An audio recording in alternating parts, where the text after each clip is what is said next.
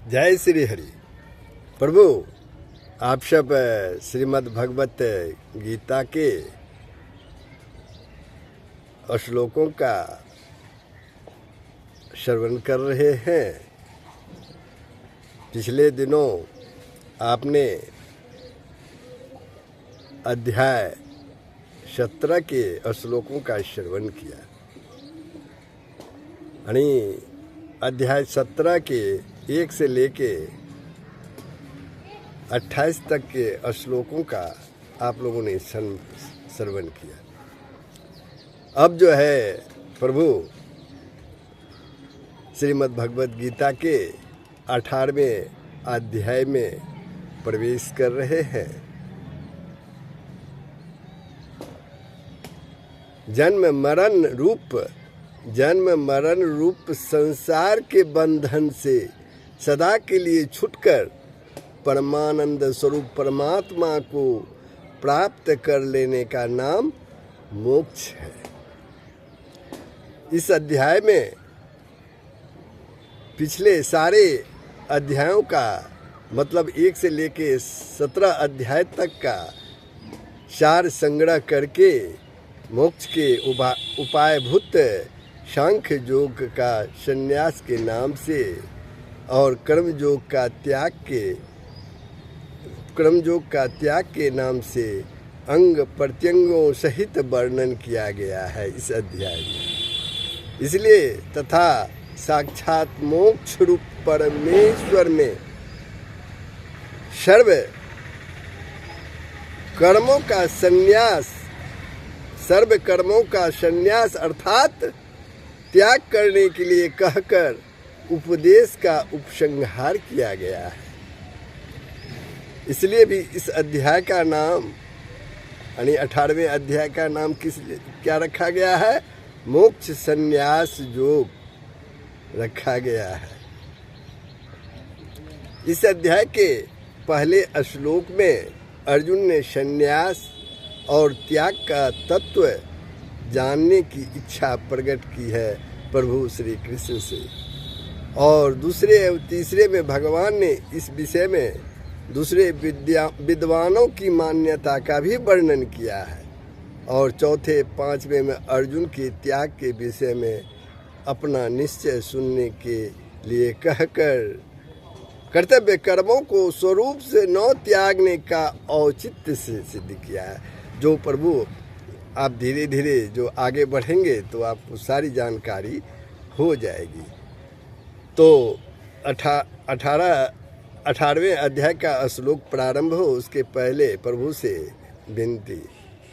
तुमेव माता च पिता तुमेव बंधुश्च सखा तुमेव विद्या द्रविणं तुमेव सर्वमं देव वासुदेव सुतं देवं कंसचाणूरमर्दनं देवकी परमानंदं कृष्णं वंदे जगद्गुरुं।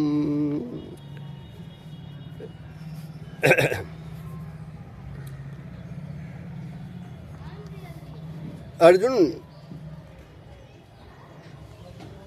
फलाशक्ति के त्याग रूप कर्म योग का तत्व भली भांति अलग अलग जानने की इच्छा प्रकट करते हैं प्रभु श्री कृष्ण से।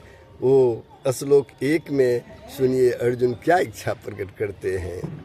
अर्जुन उवाच संन्यासस्य महाबाहो तत्त्वमिच्छामि वेदितुम् त्यागस्य च ऋषिकेश पृथक् केशिनीसूदनन्। संन्यास्य महाबाहो तत्त्वम् इच्छामि वेदितुम् त्यागस्य च ऋषिकेश पृथक् केशिनीसूदन। अर्जुन बोले कि हे महाबाहो, हे अंतर्यामीन, प्रभु श्री कृष्ण से बोल रहे हैं अर्जुन कि हे महाबाहो, हे अंतर्यामीन, हे वासुदेव, मैं संन्यास और त्याग के तत्व को अलग अलग जानना चाहता हूँ। मैं संन्यास और त्याग के तत्व को अलग अलग जानना चाहता हूँ। ये पहले श्लोक में अर्जुन जो है प्रभु श्री कृष्ण से प्रश्न करते हैं। तो ये श्लोक में मैं संन्यास और त्याग के तत्व को अलग अलग जानना चाहता हूँ, इस कथन से अर्जुन का क्या अभिप्राय है, क्या भाव है जो जानना चाहता है, ये जो कहे प्रभु श्री कृष्ण से। तो अर्जुन ने यह भाव प्रकट किया है इस कथन से कि संन्यास यानी ज्ञान योग का क्या स्वरूप है, उसमें कौन कौन सी भाव और कर्म सहायक एवं कौन कौन से बाधक हैं। उपासना सहित सांख्य योग और केवल सांख्य योग का साधन किस प्रकार किया जाता है। इसी प्रकार त्याग यानी फलाशक्ति के त्याग रूप कर्म योग, त्याग का क्या स्वरूप है, केवल कर्म योग का साधन किस प्रकार होता है, क्या करना इसके लिए उपयोगी है और क्या करना इसमें बाधक है। भक्ति मिश्रित कर्म योग कौन सा है, भक्ति प्रधान कर्म योग कौन सा है, तथा लौकिक और शास्त्रीय कर्म करते हुए भक्ति मिश्रित और भक्ति प्रधान कर्म योग का साधन किस प्रकार किया जा सकता है। तो यही बात जानने के लिए प्रभु से कहते हैं कि हे प्रभु, आप कृपा करके मुझे इन दोनों इस प्रकार अलग अलग करके समझाइए, जिसमें एक में दूसरे का मिश्रण न हो, एक में दूसरे का मिश्रण ना हो सके और दोनों का भेद भली भांति में हमारी समझ में आ जाए, मेरी समझ में आ जाए, अर्जुन कहते हैं। तब भगवान क्या कहते हैं, श्री भगवान उवाच काम्यानां कर्मणां न्यासं संन्यासं कवयो विदुः सर्वकर्म फल त्यागं प्राहुस्त्यागं विचक्षणा। श्री भगवान बोले, कितने ही पंडित जन तो काम्यक कर्मों को त्याग काम्यक कर्मों के त्याग को संन्यास समझते हैं, तथा दूसरे विचार कुशल पुरुष सब कर्मों के फल के त्याग को ही त्याग कहते हैं। फिर एक बार समझ लिए भगवान प्रभु श्री कृष्ण क्या बोले अर्जुन को, कितने ही पंडित जन जो काम्यक कर्मों के त्याग को संन्यास समझते हैं, तथा दूसरे विचार कुशल पुरुष सब कर्मों के फल के त्याग को ही त्याग कहते हैं।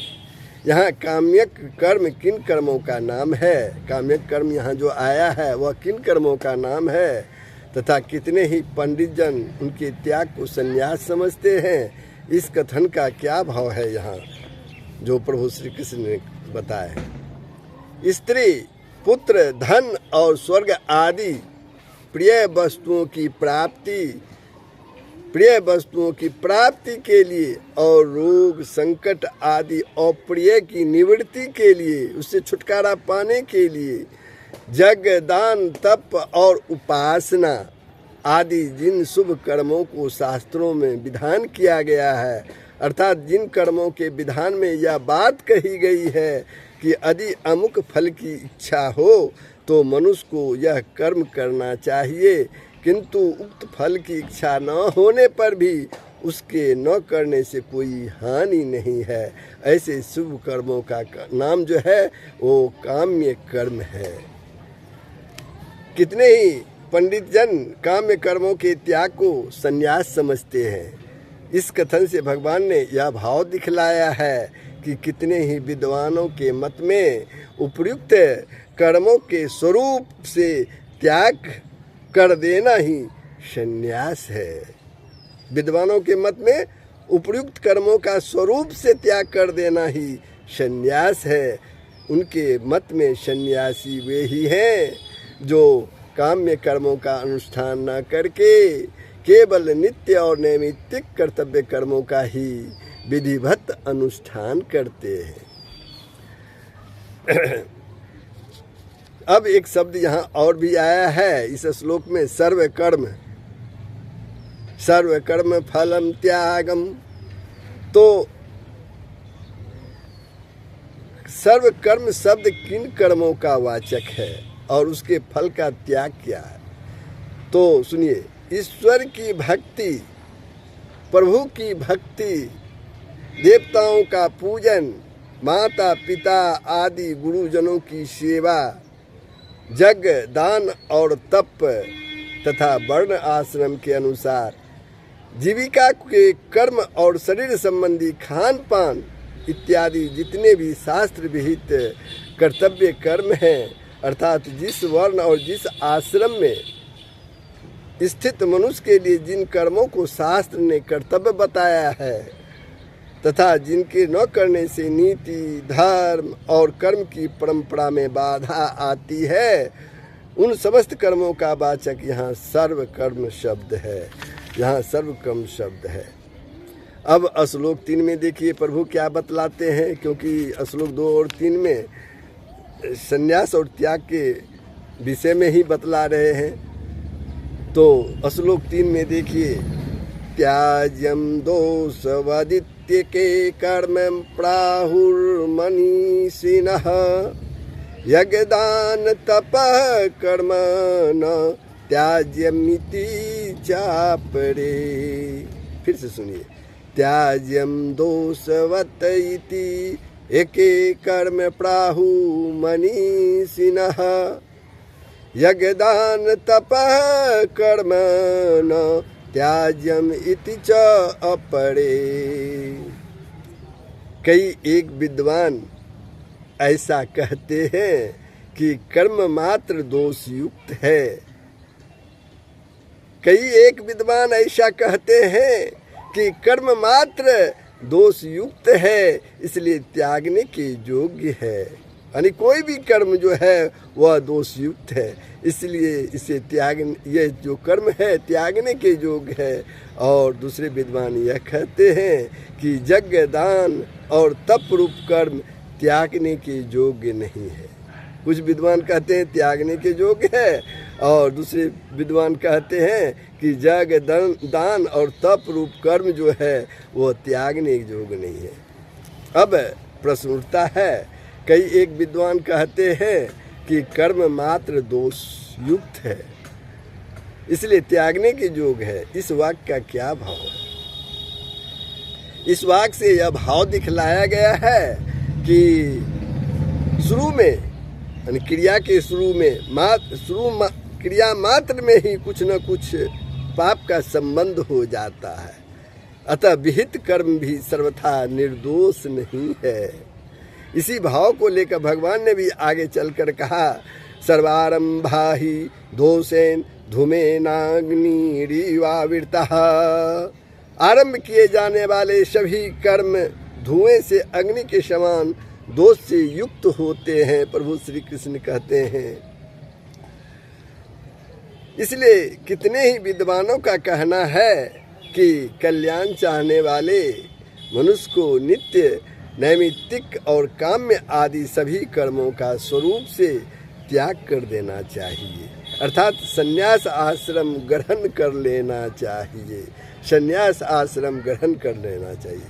लेकिन अब दूसरी तरफ दूसरे विद्वान यह कहते हैं कि यज्ञ दान और तप रूप कर्म जो है वो त्यागने योग्य नहीं है। इस वाक्य का यहाँ क्या तात्पर्य है? इससे यह भाव दिखलाया गया है कि बहुत से विद्वानों के मत में यज्ञ दान और तप रूप कर्म जो है वास्तव में दोष युक्त नहीं है। वे मानते हैं कि इन कर्मों के निमित्त किए जाने वाले आरंभ में जिन असंभावी हिंसा आदि पापों का होना देखा जाता है वे वास्तव में पाप नहीं है, बल्कि शास्त्रों द्वारा विहित होने के कारण यज्ञ दान और तप रूप कर्म उल्टे मनुष्य को पवित्र करने वाले हैं। इसलिए कल्याण चाहने वाले मनुष्य को निषिद्ध कर्मों का त्याग करना चाहिए। कल्याण चाहने वाले मनुष्य को निषिद्ध कर्म का त्याग करना चाहिए। शास्त्र विहित कर्तव्य कर्मों का कभी भी त्याग नहीं करना चाहिए। तो प्रभु श्लोक 3 पर मैं विश्राम लेता हूँ। श्रीमद् भगवद गीता के 18वें अध्याय के श्लोक 3 पर मैं विश्राम लेता हूँ। प्रभु ने इसमें विस्तार पूर्वक बतलाया है कि संन्यास और त्याग के विषय में विद्वानों के क्या क्या मत हैं, और ये आप लोगों ने श्रवण किया। ये प्रसंग कैसा लगा अवश्य कमेंट के माध्यम से लिखेंगे। अगर आपने वीडियो को सब्सक्राइब नहीं किया तो अवश्य करेंगे, लाइक करेंगे, शेयर करेंगे। सबका कल्याण हो, पूरे विश्व का कल्याण हो। जय श्री हरि।